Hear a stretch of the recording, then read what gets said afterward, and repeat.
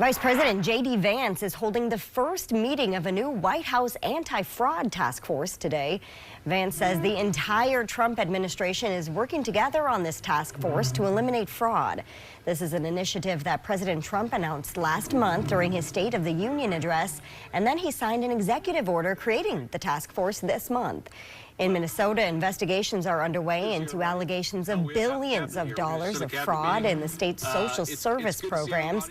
And because of that, the federal government has withheld hundreds of millions in funding to the state, including for Medicaid payments.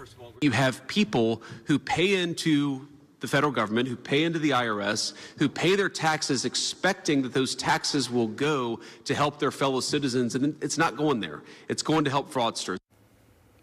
Federal Trade Commission Chair Andrew Ferguson is the task force's vice chair, and Deputy White House Chief of Staff Stephen Miller is a senior advisor.